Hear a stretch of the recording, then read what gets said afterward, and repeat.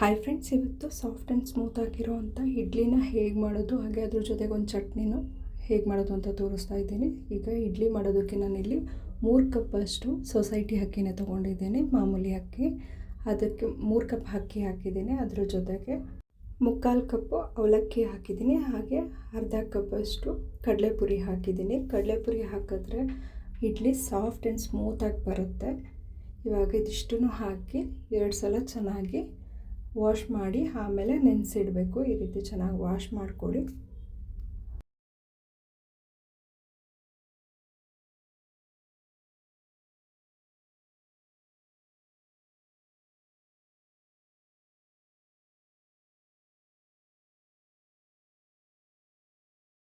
ಇವಾಗ ವಾಶ್ ಮಾಡಾಕಿದೆ, ನೀರು ಹಾಕಿ ನೆನೆಯೋಕೆ ಇಡ್ತಿದ್ದೀನಿ. ಹಾಗೆ ಅದ್ರ ಜೊತೆಗೇ ಇನ್ನೊಂದು ಪಾತ್ರೆಗೆ ಅರ್ಧ ಕಪ್ಪಷ್ಟು ಉದ್ದಿನಬೇಳೆ ಹಾಕಿ ಅದನ್ನು 2 ಸಲ ಚೆನ್ನಾಗಿ ತೊಳೆದು ನೆನೆಸಿಡ್ತಾ ಇದ್ದೀನಿ. ಇಷ್ಟನ್ನು ತೊಳೆದಾದ್ಮೇಲೆ ಎರಡನ್ನೂ ಬೇರೆ ಬೇರೆ ಪಾತ್ರೆಯಲ್ಲೇ ಇಟ್ಟು ನೆನೆಯೋಕೆ ಬಿಡಬೇಕು. 4 ರಿಂದ 5 ಗಂಟೆವರೆಗೂ ನೆನಿಬೇಕು.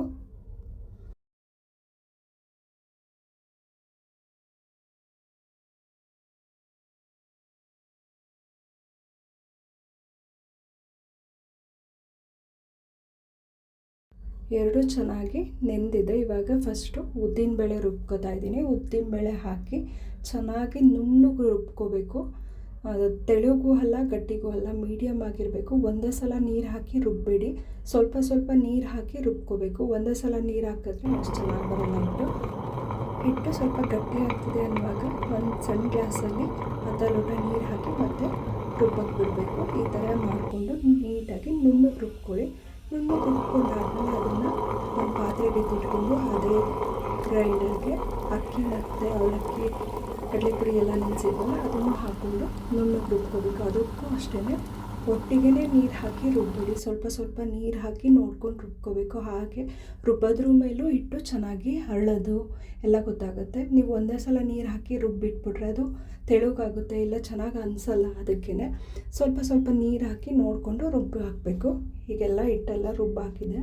ರುಬ್ಬಾದ್ಮೇಲೆ ಎರಡನ್ನೂ ಮಿಕ್ಸ್ ಮಾಡಬೇಕು. ಕೈಯಲ್ಲೇ ನೀಟಾಗಿ ಮೇಲೆ ಕೆಳಗೆ ಮಾಡ್ತಾ ಚೆನ್ನಾಗಿ ಮಿಕ್ಸ್ ಮಾಡಬೇಕು. ಚೆನ್ನಾಗಿ ಮಿಕ್ಸ್ ಮಾಡಿದ್ರೆ ಹಿಟ್ಟು ಚೆನ್ನಾಗಿ ಹರಳುತ್ತೆ.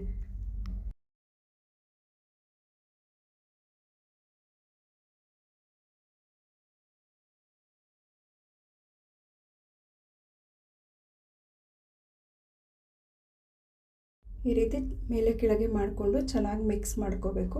ಮಿಕ್ಸ್ ಮಾಡ್ಕೊಂಡಾದ್ಮೇಲೆ ಪ್ಲೇಟ್ ಮುಚ್ಚಿ ಓವರ್ನೈಟ್ ಬಿಡಿ. ಕೆಲವೊಂದು ಸಲ ತುಂಬ ಚೆನ್ನಾಗಿ ಅರಳಿ ಪ್ಲೇಟ್ ಮೇಲಿಂದನೂ ಕೆಳಗೆ ಹರಿದ್ಬಿಡುತ್ತೆ, ಅಷ್ಟು ಚೆನ್ನಾಗಿ ಅರಳುತ್ತೆ. ಈಗ ನೋಡಿರಿ, ಹಿಟ್ಟು ತುಂಬ ಚೆನ್ನಾಗಿ ಅರಳಿದೆ.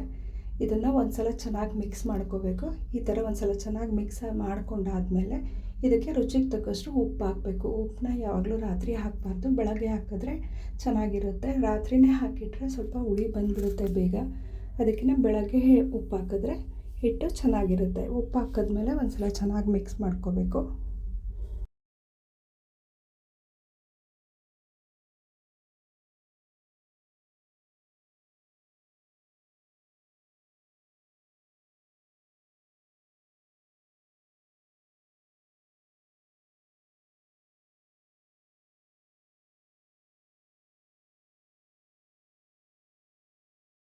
ಇವಾಗ ಇಡ್ಲಿ ಪಾತ್ರೆಗೆ ಸ್ವಲ್ಪ ಎಣ್ಣೆ ಸವರ್ಬಿಟ್ಟು ಹಿಟ್ಟನ್ನ ಹಾಕಿ ಇಡ್ಲಿನ ಬೇಯೋಕ್ಕಿಡಬೇಕು.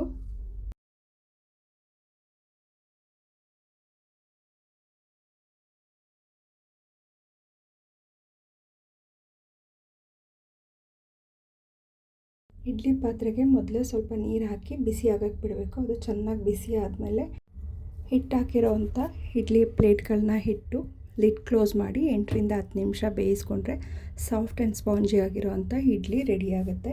ಇವಾಗ ಮುಚ್ಚಳ ಮುಚ್ಚಿದ್ದೀನಿ, ಒಂದು 10 ನಿಮಿಷ ಬೇಯಿಸ್ಕೋಬೇಕು.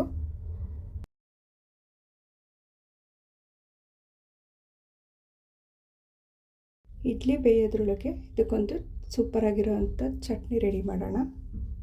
ಒಂದು ಬಾಣಲೆಗೆ 2 ಸ್ಪೂನ್ ಎಣ್ಣೆ ಹಾಕಿ, ಎಣ್ಣೆ ಕಾದ್ಮೇಲೆ 1 ಕಪ್ಪಷ್ಟು ಕಡಲೆ ಬೀಜ ಹಾಕಿ ಫ್ರೈ ಮಾಡ್ಕೋಬೇಕು. ಕಡಲೆ ಬೀಜ ಚೆನ್ನಾಗಿ ಫ್ರೈ ಆದಮೇಲೆ ಇದಕ್ಕೆ ಒಂದು 4 ಮೆಣಸಿನ್ಕಾಯಿ, ಸ್ವಲ್ಪ ಕರ್ಬೇವಿನ ಸೊಪ್ಪು ಹಾಕ್ತಾಯಿದ್ದೀನಿ. ಕಡಲೆ ಬೀಜ, ಮೆಣಸಿನ್ಕಾಯಿ, ಕರ್ಬೇವಿನ ಸೊಪ್ಪೆಲ್ಲ ಫ್ರೈ ಆದಮೇಲೆ ಇದಕ್ಕೆ ಒಂದು 4-5 ಪೀಸಷ್ಟು ಕಾಯಿ ಹಾಕ್ತಾಯಿದ್ದೀನಿ. ಕಾಯಿನೂ ಹಾಕಿ ಸ್ವಲ್ಪ ಫ್ರೈ ಮಾಡ್ಕೊಳ್ಳಿ. ಇದಕ್ಕೆ ಇವಾಗ ಒಂದು ಅರ್ಧ ಸ್ಪೂನಷ್ಟು ಜೀರಿಗೆ ಹಾಕ್ತಾಯಿದ್ದೀನಿ. ಹಾಗೆ ಒಂದು ಸಣ್ಣ ನಿಂಬೆಹಣ್ಣು ಗಾತ್ರದಷ್ಟು ಹುಣಸೆಹಣ್ಣು ಹಾಕ್ತಾಯಿದ್ದೀನಿ. ಹುಣಸೆಹಣ್ಣು ಇವೆಲ್ಲ ಇಷ್ಟ ಹಾಕಿದ್ಮೇಲೆ ಸ್ವಲ್ಪ ಪುದೀನ ಸೊಪ್ಪು, ಸ್ವಲ್ಪ ಕೊತ್ತಂಬರಿ ಸೊಪ್ಪು, ಹಾಗೆ ಒಂದು 2ರಿಂದ 3 ಚಮಚದಷ್ಟು ಹುರಿಗಡಲೆ ಹಾಕಿ ಸ್ಟವ್ನ ಆಫ್ ಮಾಡಿ ಕೆಳಗಿಳಿಸ್ಬೇಕು.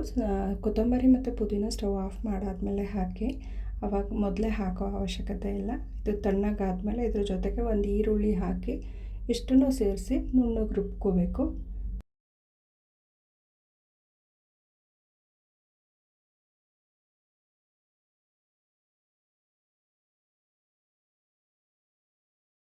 ಇವಾಗ ಈರುಳ್ಳಿ ಹಾಕ್ತಾಯಿದ್ದೀನಿ. ಹಾಗೆ ರುಚಿಗೆ ತಕ್ಕಷ್ಟು ಉಪ್ಪು ಹಾಕಿ ನುಣ್ಣಗೆ ರುಬ್ಕೋಬೇಕು.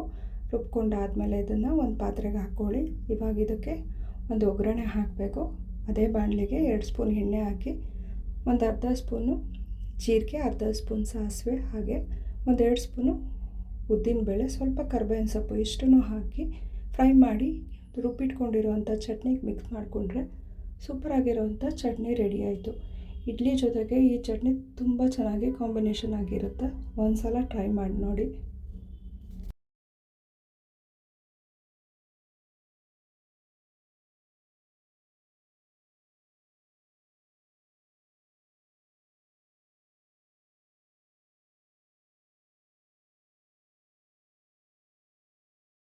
ಇಡ್ಲಿ ಇವಾಗ ಚೆನ್ನಾಗಿ ಬೆಂದಿದೆ. ಎಷ್ಟು ಸಾಫ್ಟಾಗಿದೆ ನೋಡಿರಿ, ತುಂಬಾ ಸಾಫ್ಟಾಗಿದೆ. ತಿಂತಾಯಿದ್ರೆ ಇನ್ನೂ ತಿನ್ನಬೇಕು ಅನ್ನೋ ಅಷ್ಟು ಸಾಫ್ಟಾಗಿ ಚೆನ್ನಾಗಿ ಬರುತ್ತೆ. ಬಿಸಿ ಇಡ್ಲಿ ಇರುವಾಗಲೇ ಇಡ್ಲಿ ಮೇಲೆ ಸ್ವಲ್ಪ ಬೆಣ್ಣೆ ಹಾಕಿದ್ರೆ ಇನ್ನೂ ಚೆನ್ನಾಗಿರುತ್ತೆ ಟೇಸ್ಟು. ನೋಡಿ ಎಷ್ಟು ಸಾಫ್ಟಾಗಿ ಸ್ಪಾಂಜಿಯಾಗಿದೆ. ಈ ಥರ ಟ್ರೈ ಮಾಡಿ ನೋಡಿ. ಇದೇ ಅಳತೆಯಲ್ಲಿ ಹಾಕಿ ಟ್ರೈ ಮಾಡಿ ನೋಡಿ.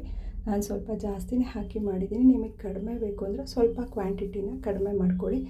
ಜಾಸ್ತಿ ಬೇಕು ಅಂದರೆ ಕ್ವಾಂಟಿಟಿನ ಜಾಸ್ತಿ ಮಾಡಿಕೊಂಡು ಇದೇ ಮೆಷರ್ಮೆಂಟಲ್ಲಿ ಹಾಕ್ಕೊಂಡ್ರೆ ಇಡ್ಲಿ ಸಾಫ್ಟಾಗಿ ಚೆನ್ನಾಗಿ ಬರುತ್ತೆ. ಈ ಥರ ಒಂದು ಸಲ ಟ್ರೈ ಮಾಡಿ ನೋಡಿ. ಹಾಗೆ ಯಾರೆಲ್ಲ ಸಬ್ಸ್ಕ್ರೈಬ್ ಆಗದೆ ವೀಡಿಯೋಸ್ ನೋಡ್ತಿದ್ದೀರಾ, ಪ್ಲೀಸ್ ಸಬ್ಸ್ಕ್ರೈಬ್ ಆಗಿ, ಲೈಕ್ ಮಾಡಿ, ಶೇರ್ ಮಾಡಿ. Thank you. ಇಡ್ಲಿ ಜೊತೆಗೆ ಸಾಂಬಾರು ಬೇಕಂದರೆ ಸಾಂಬಾರು ರೆಸಿಪಿ ಮೊದಲೇ ಹಾಕಿದ್ದೀನಿ, ನೋಡಿ ಮಾಡ್ಕೊಳ್ಳಿ. Thank you.